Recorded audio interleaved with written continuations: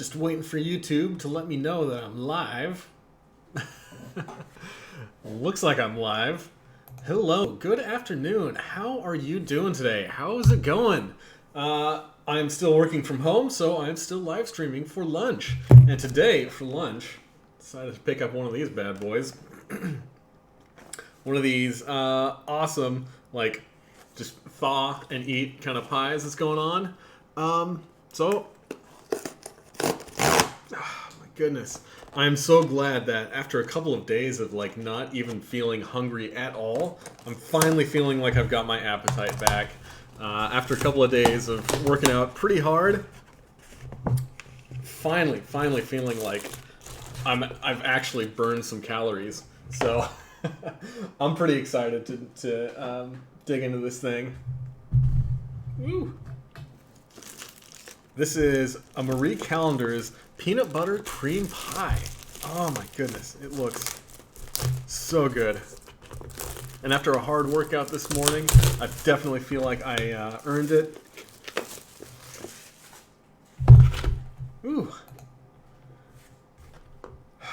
So since we are still locked down, still in quarantine, things are starting to open up a little bit. Bit by bit, I saw that a couple of restaurants in my area are actually open for business.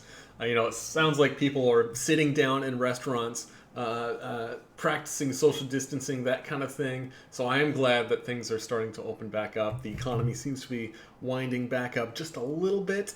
Seems like things are a little bit off, but thankfully they're headed in the right direction. Now, some super exciting news today.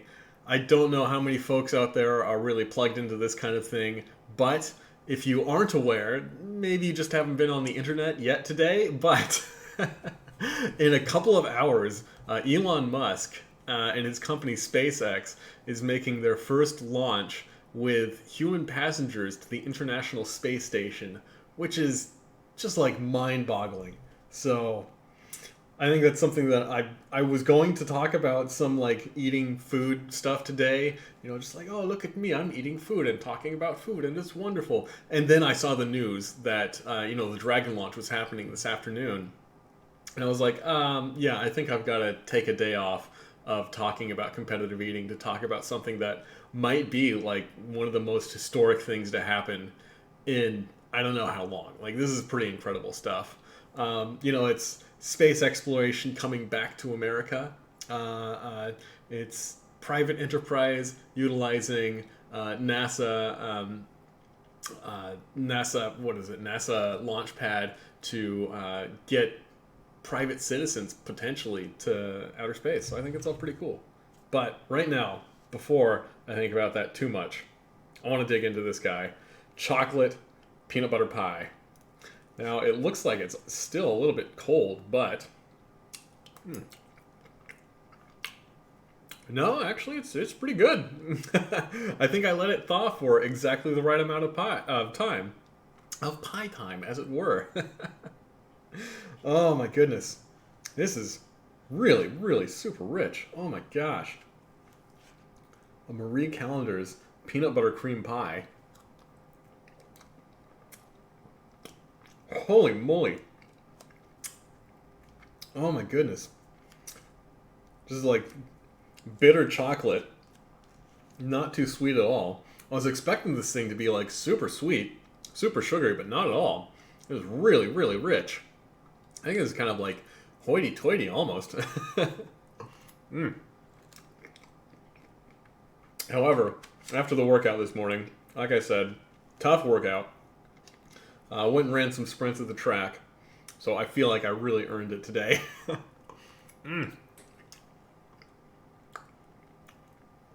Oh my goodness. I already got a couple of people showing up in the chat. I'm going to move this microphone a little bit closer to me so that it's easier to hear what I'm saying. Tuna Shogun says, hi. How's it going, Tuna Shogun? Glad to see that you stopped in today. Always good to see the regulars. MJC says, hey, Steve. Hey, Tuna. Yeah, it's good to see you, MJC. Glad you're here. Glad you could make it. Let me see if I can clean up some of this mess. Eric Gunnarsson says another beautiful day is here. Hello to you, Steven. Going straight on to dessert. I can see, of course.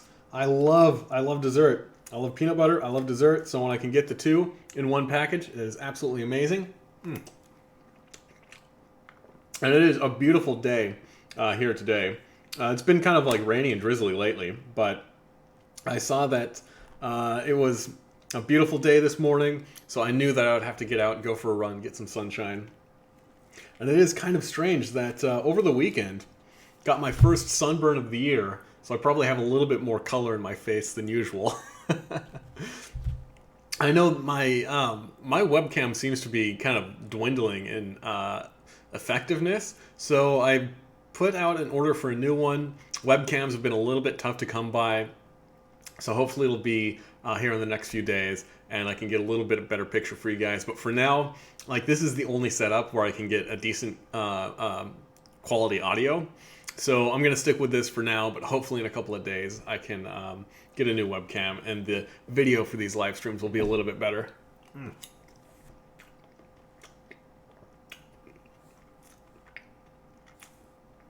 Oh my goodness. AJ, thank you for joining the stream. It says, you've been watching for a while now, but never able to catch one of these. Glad you got your appetite back, even if it is hoity-toity. Yeah, I'm not usually...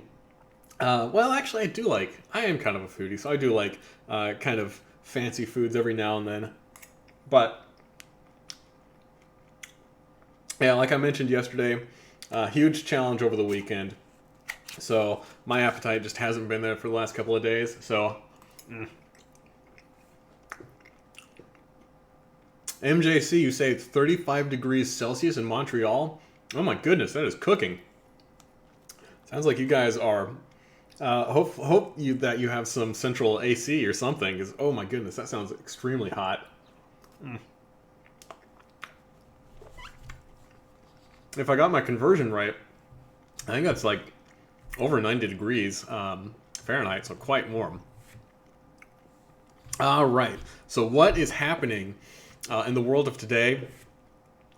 So I was super excited, like, I am always excited to read the news of what's going on with SpaceX and Elon Musk, because that guy is a madman. Like, he's always doing crazy, crazy stuff. You know, when he started up Tesla, it's kind of like trying to disrupt the automotive industry. And it sounds like Tesla was basically a black hole for money. I mean, it is insane that this guy who got rich in the 90s off of internet money, because I believe he was one of the original founders of PayPal, so he just made billions and billions of dollars off of PayPal.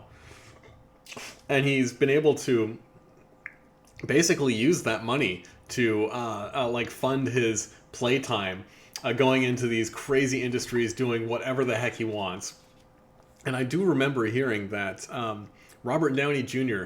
actually based his portrayal of Iron Man and Tony Stark a little bit on Elon Musk as this like super kind of... I don't know how much Elon Musk is a playboy, but he does seem like kind of a crazy guy who just likes to do crazy, insane things. And he's super rich, so he can basically do whatever the heck he wants. So when I heard that Elon Musk was getting into space travel and aeronautics and the private space travel industry, like I was excited to see where the heck he was going to go with it, because like it seems like whatever that guy does, like he goes at it full tilt like a madman. So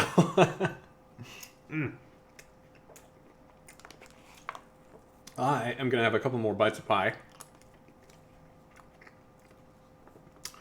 So up until now, Elon Musk has been, or I should say SpaceX, has been working on getting rockets up to I don't think it's been good at getting up to low Earth orbit, but it's been getting up to the International Space Station, where low Earth orbit is, I believe it's like 1,200 miles above the surface of the Earth, and the ISS is 200-ish miles, so not quite as high up, but delivering payloads, practicing, or I should say iterating on designs to get rockets that are more reusable for long-term usage instead of the previous types of rockets that were used by NASA and so on and so forth that were, one shot. So I think that their goal is basically to make getting to outer space more economical.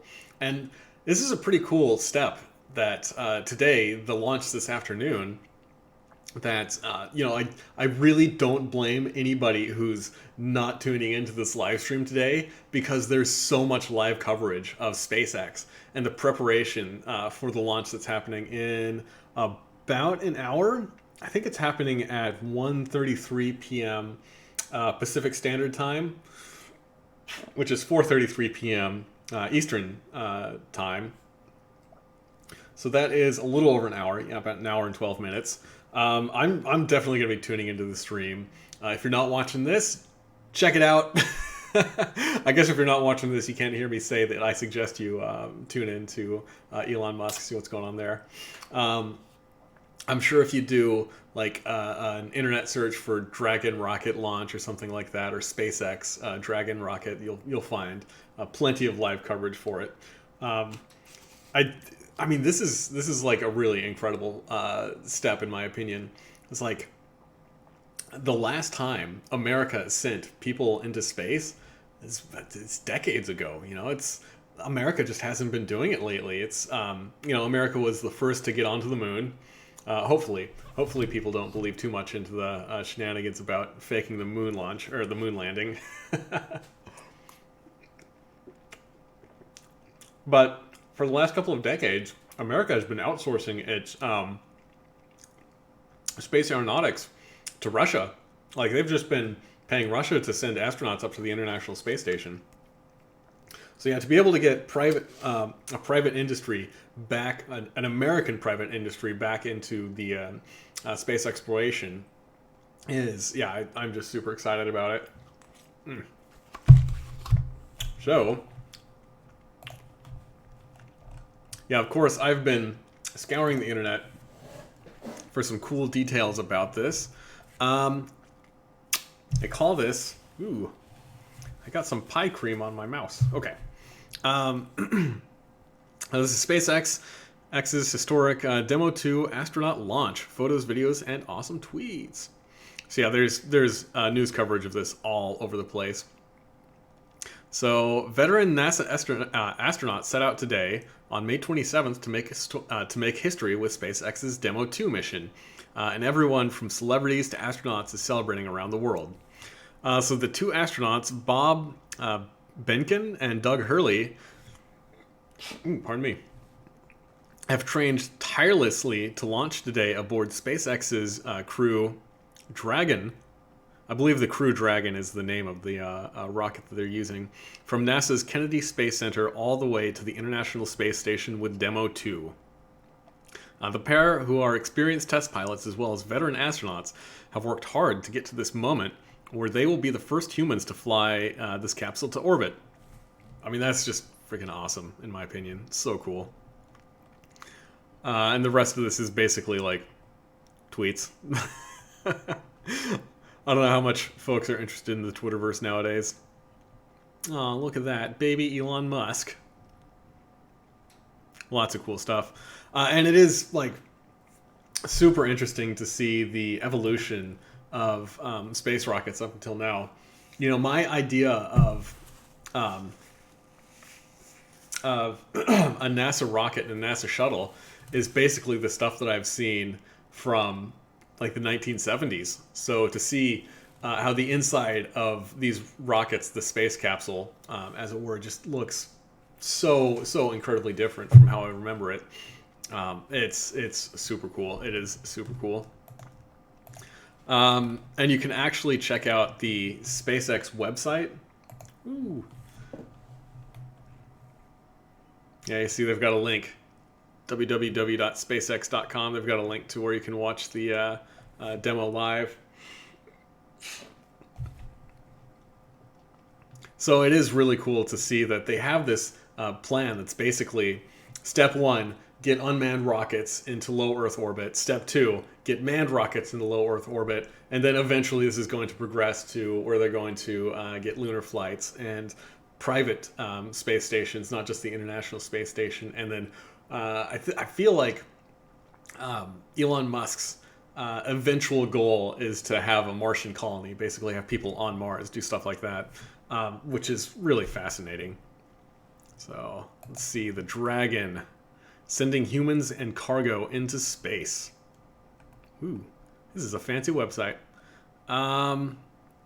Total launches. Yeah, reflown missions. So that's basically what their main goal is to make a recyclable rocket. The Dragon spacecraft is capable of carrying up to 7 passengers to and from Earth orbit and beyond. Ooh, that's a lot. It is the only spacecraft currently flying that is capable of returning significant amounts of of cargo to Earth, and will soon become the first private spacecraft to take humans to the space station. That's what's happening this afternoon. Oh my gosh. Ooh, more stuff. Cool. Lots of nerdy info for people to nerd out on.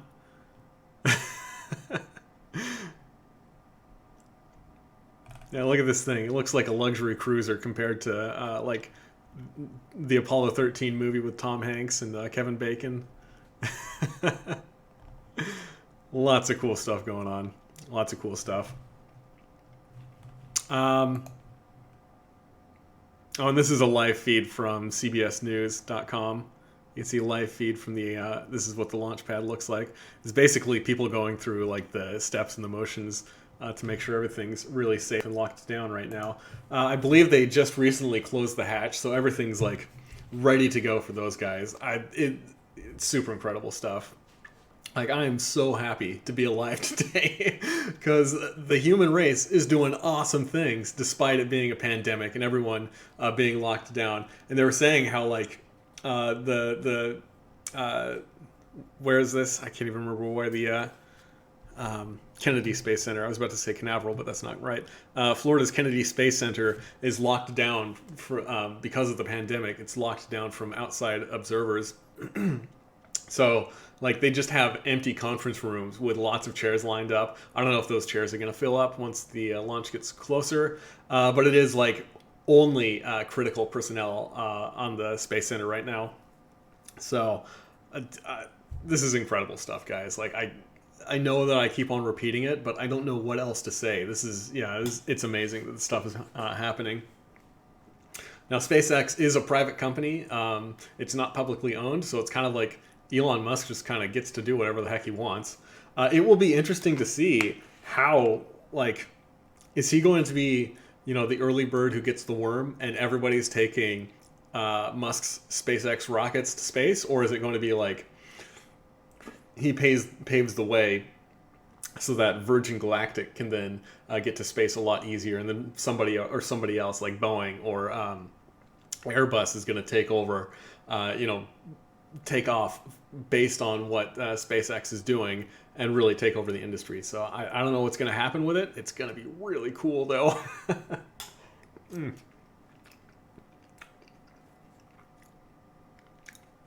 I mean, I always thought it was a great quote that I can't remember which NASA engineer mentioned this, but like getting to space, they said that getting to space seems like a really complicated problem, and it is orders of magnitude more complicated than it actually seems. And you know, if you look into it, like a lot of people just assume that, oh, getting to space, it's not that hard. I mean, we've got airplanes. You can just, you know, tilt an airplane up a little bit more and fly into space, right? And like, if you think about it, the International Space Station, like I said, it's at about 200 miles above the Earth. And if I remember correctly, the equation to calculate the force of gravity is it's GMM over R squared. And the GMM is not really important here, but the R squared divided by R squared is what's really important. That means that the force of gravity reduces as a square of the distance between the two bodies which the force of gravity is acting.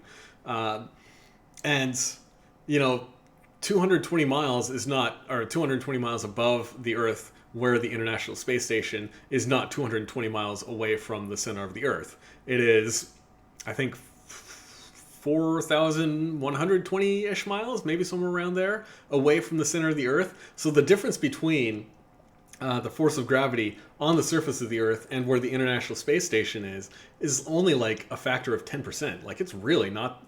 Yeah, it's once you get up to the International Space Station, there's still a lot of gravity to fight against. So just getting up there is not even a bare like fraction of the problem.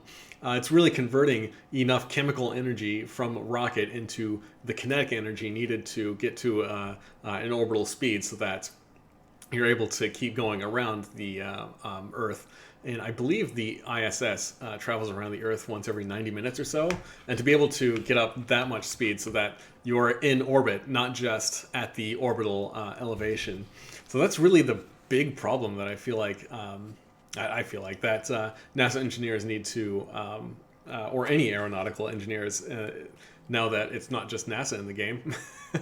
But that's the big problem that they need to tackle, to be able to get enough energy converted from chemical energy into kinetic energy at that altitude. So yeah, it's lots of interesting stuff going on. I have been ignoring the comments, so let's see who else showed up today. Zepier says, that's my man, Edwards Pies. Well, it's Marie Callender. Not quite Edwards, but it's really dang good, I gotta say. It's right up there with Edwards Pies.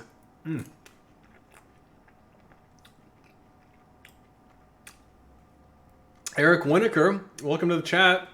Just saying hello. How's it going, man? AJ says, surprised it isn't renamed to Space 12 to match his baby. Yeah, the Elon Musk baby name, that's very strange.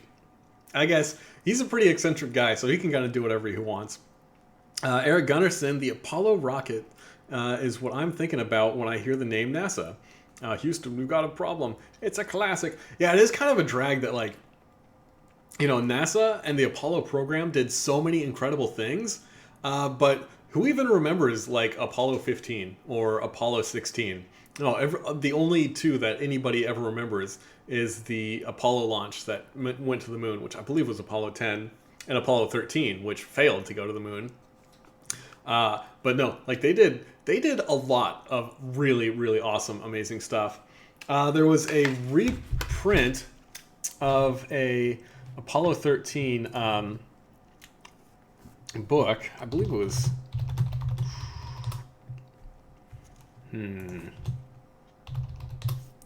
I cannot remember the name of the book now. Yeah, let me see if well, anyway, there's lots of really cool and interesting literature about the Apollo program.